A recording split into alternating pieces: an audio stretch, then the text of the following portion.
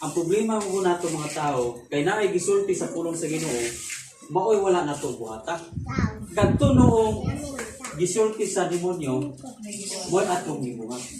Inshallah, sige, kontrahan na siya. Libakan na siya.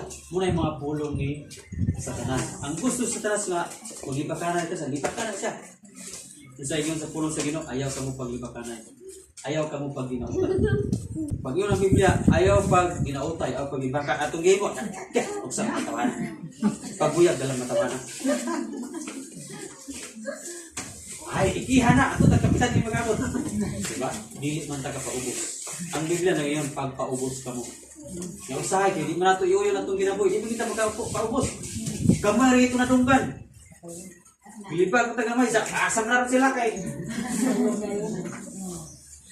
Post the space ko, pastor. Muna na ito ang pinga na ito ang. Ito galing.